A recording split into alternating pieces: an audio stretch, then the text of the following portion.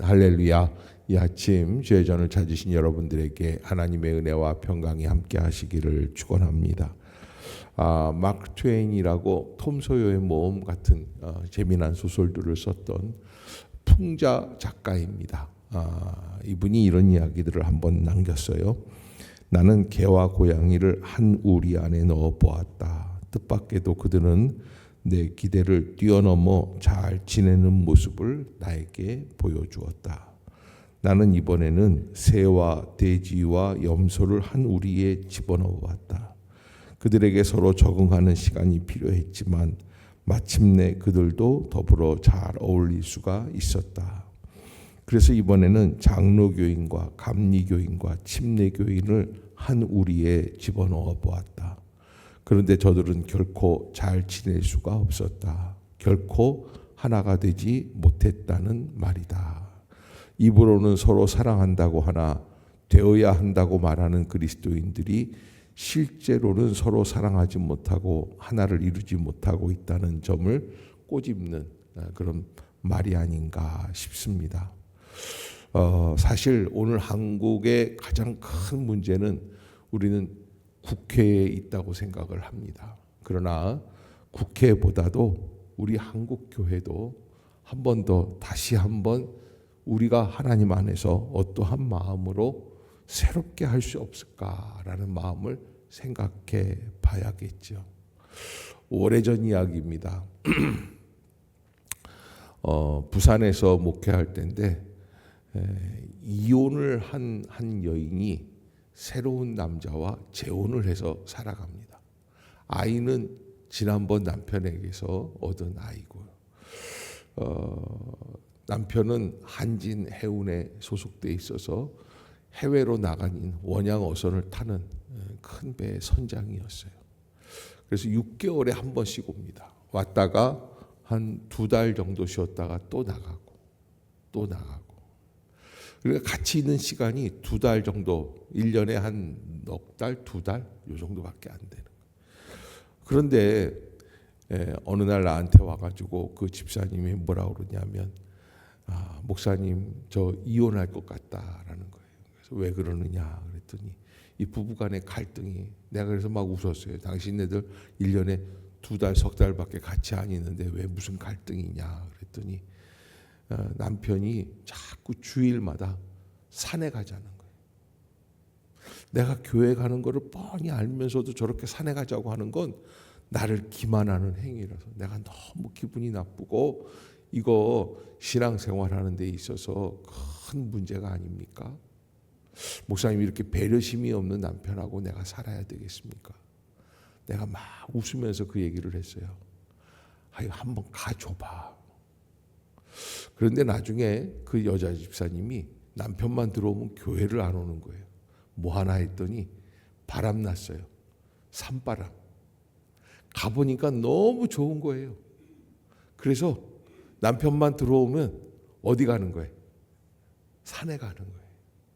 근데 내가 봤을 때 그 여자분의 그 믿음이라는 것은 사실은 자기 중심적인 믿음이에요.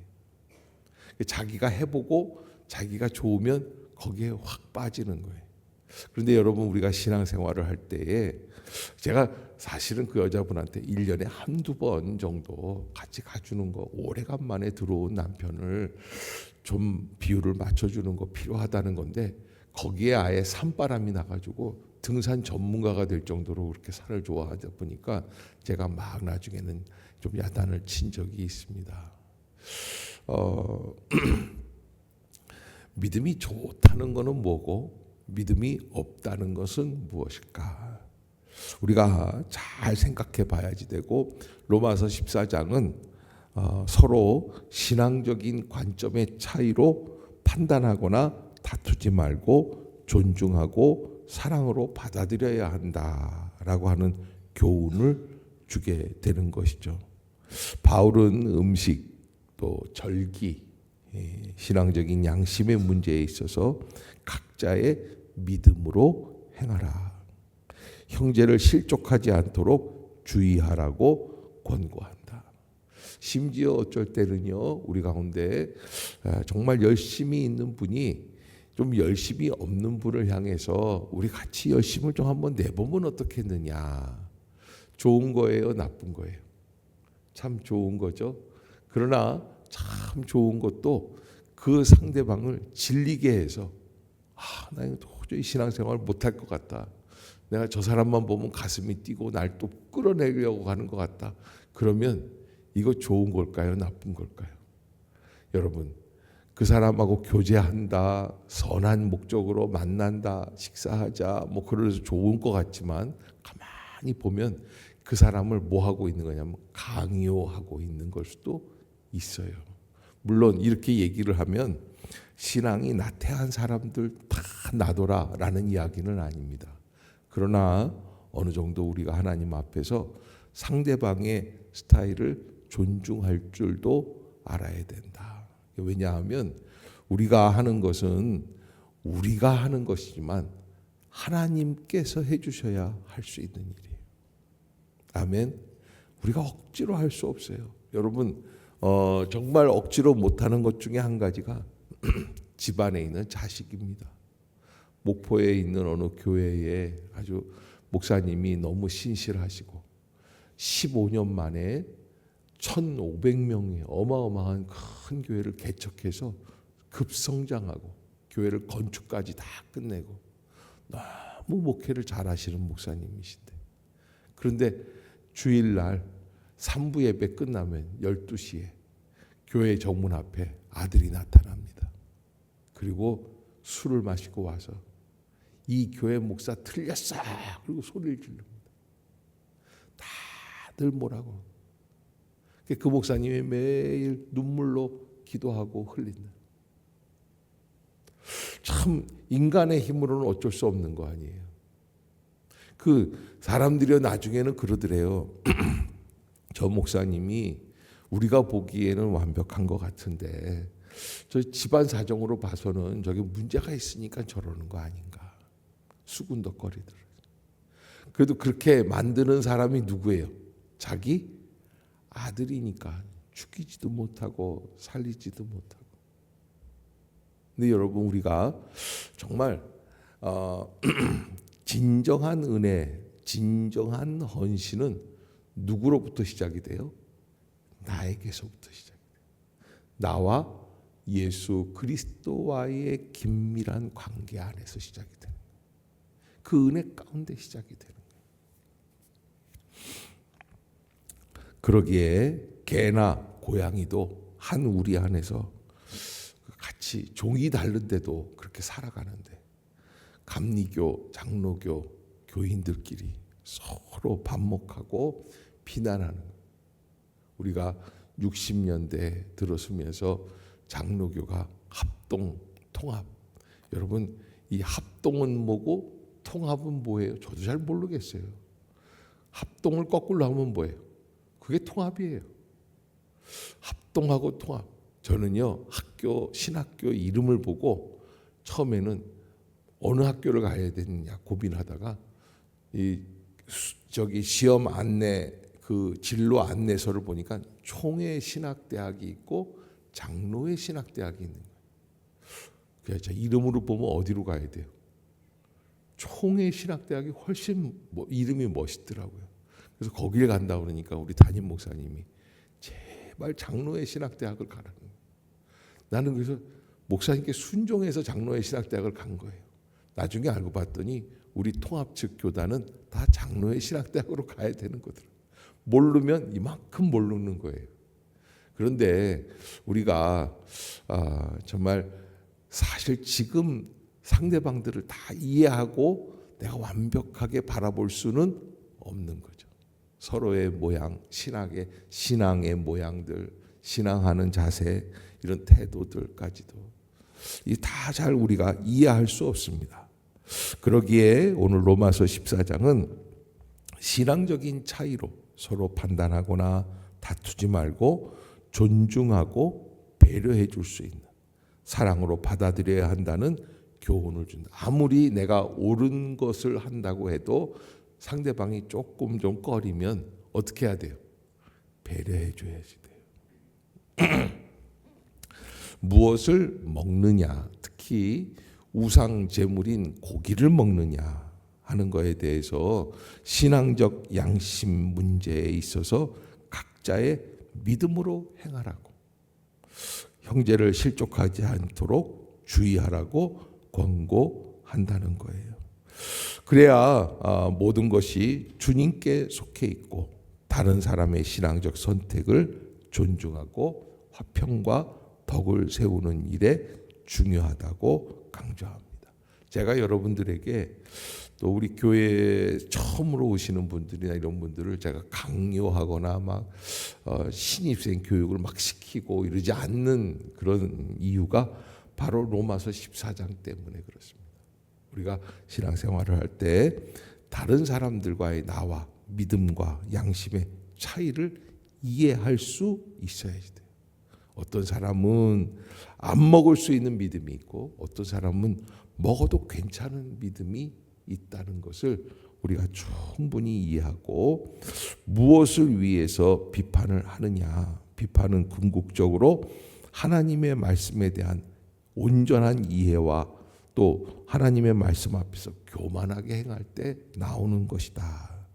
그러기에 그리스도인들은 서로 세워가는 존재여야 한다. 서로 세워가는 존재.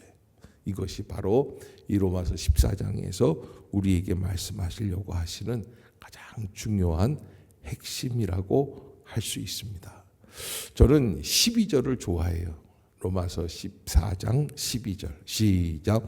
이러므로 우리 각 사람이 자기 일을 하나님께 짓고 하리라. 뭐예요? 제가 천국에 도달했어요. 우리 행신 임마누엘 교회 교인들이 막 반가이 맞이해 줍니다. 베드로 사도가 나와서 이 목사님 천국에 들어갈 믿음이 있는가요? 교인들이 옆에서 저 목사님 참 훌륭한 분입니다. 저 목회를 이렇게 열심히 했습니다. 천국에 당연히 가야 됩니다. 그래서 들어갈 수 있다 없다?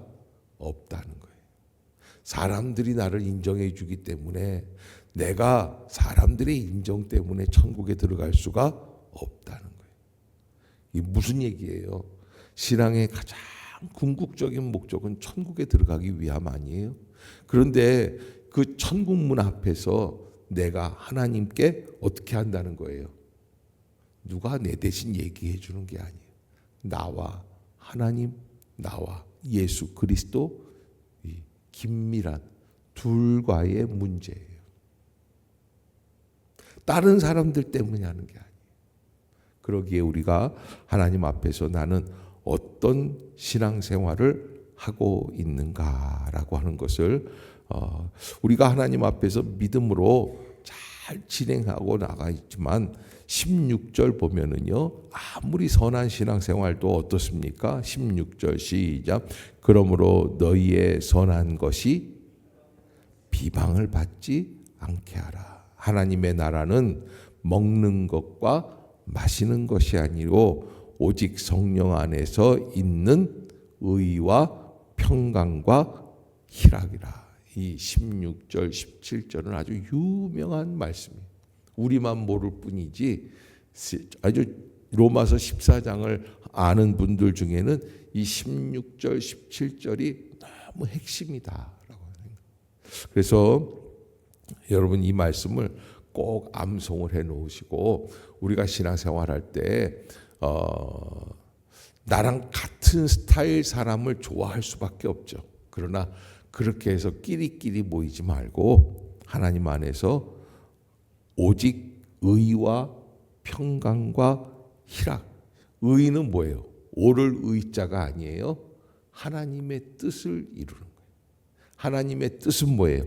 개와 고양이 같은 사람이 서로 만나서 하나가 되는 거예요. 여러분, 돌아온 탕자 이야기를 보면 탕자가 돌아왔을 때 아버지는 자기 손에 있던 가락지를 빼어서 아들에게 끼워주고 자기 옷을 벗어서 아들에게 입혀주지만, 그러나 그 탕자가 돌아왔을 때 그때 제일 불쾌하게 생각한 사람 누구예요? 큰 형이죠. 네. 같은 형제인데 형제가 돌아왔으면 반가이 맞이해 줘야 되는데 그러지 못하더라는 것이죠. 그래서 우리가 의와 평강과 희락을 이룰 수 있는, 다른 말로 말하면 하나님의 선하신 뜻과 그리고 평화를 이루어야 되고, 또 희락은 뭐예요? 기쁨이죠. 정말 기쁜 일로 나갈 수 있는가라는 것을 이룰 수 있어야지 된다. 그래서 18절 그리스도를 섬기는 사람이라는 이 섬긴다라고 할 때 이게 어떤 것이냐? 자, 시작. 이로써 그리스도를 섬기는 자는 하나님을 기쁘시게 하며, 동시에 두 가지가 좀 이루어질 수 있어야지 된다. 그래서 19절 시작. 그러므로 우리가 화평의 일과 덕을 세우는 일을 힘쓰라. 우리가 정말 힘써야 될 것이 무엇이냐? 전도도 해야 되고 성경 암송도 해야 됩니다. 제가 전에 서울 영락교회에서 과천교구를 담당하고 있을 때인데 크리스마스 날입니다.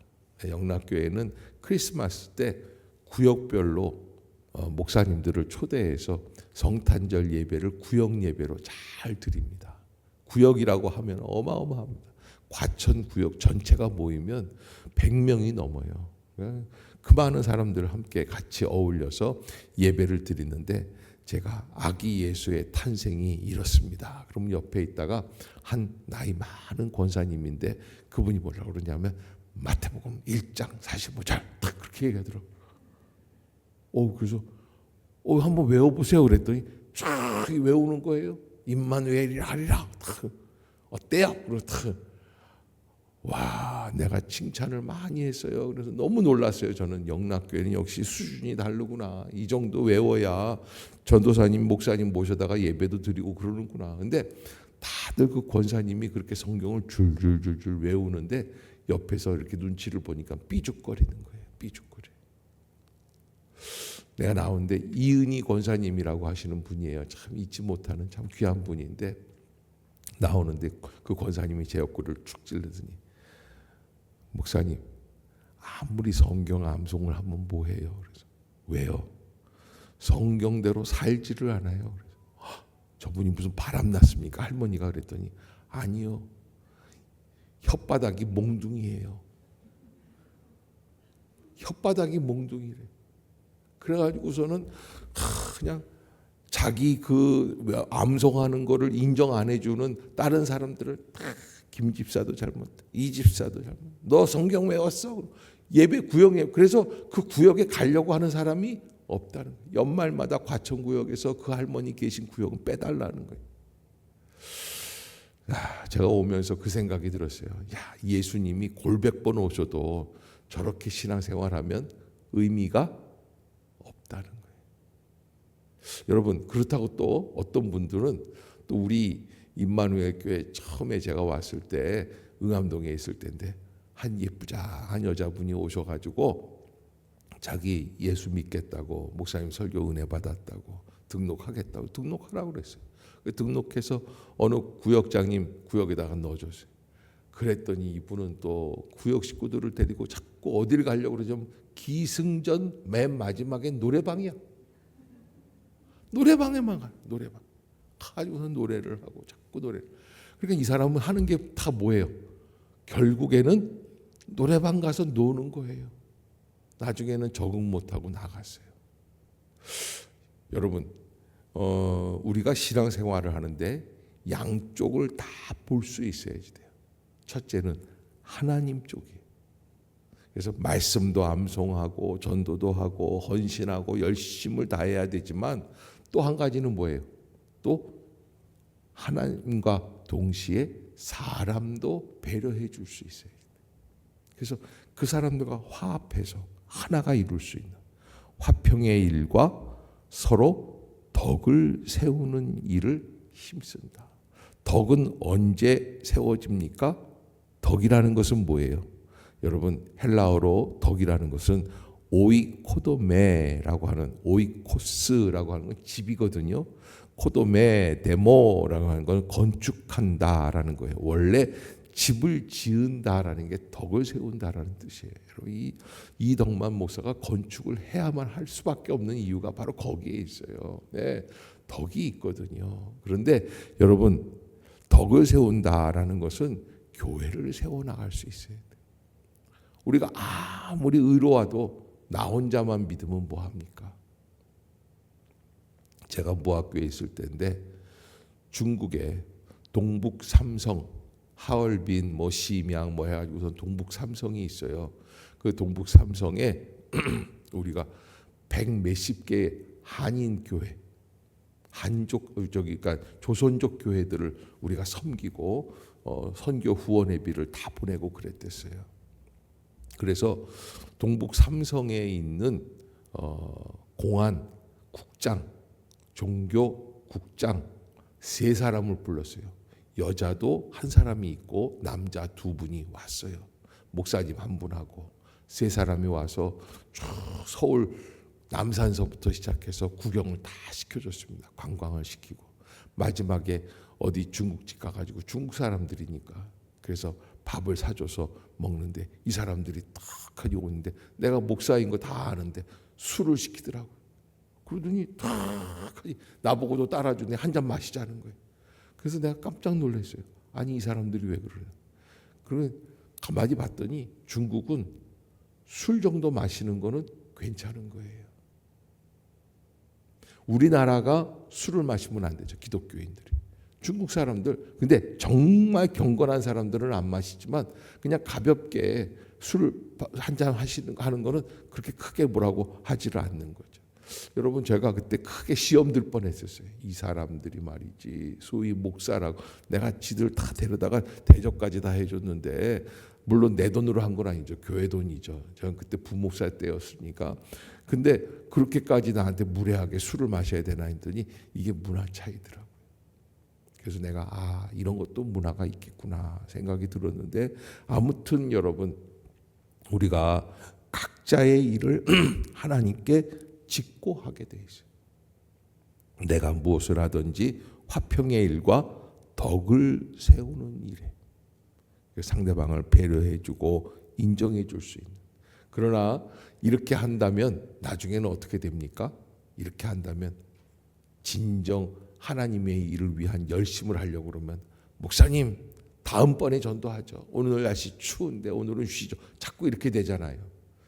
그래서 조금은 협조적으로 나와야 점점 자라가게 하기 위해서 필요하다라는 것이죠. 그래서 20절에 보면 이런 이야기가 있습니다. 시작. 음식으로 말미암아 하나님의 사업을 무너지게 하지 말라. 만물이 다 깨끗하되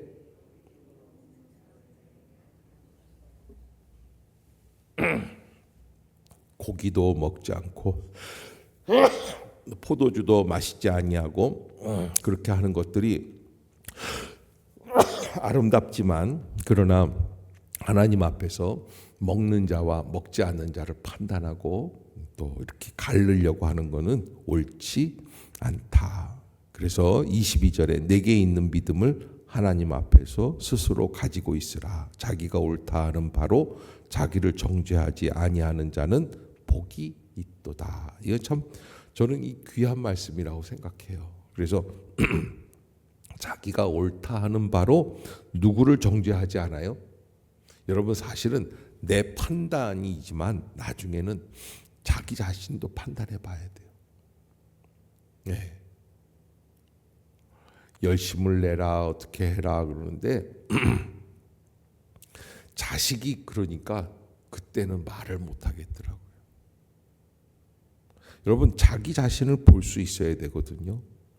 그러기에 우리가 하나님 앞에서 온전한 신앙, 그래 하나님 앞에서 합당한 신앙, 깊은 성숙의 신앙으로 내가 하나님 앞에 먼저 가까이 나아갈 수 있는 그런 복된 성도들이 되시기를 주의 이름으로 축복합니다.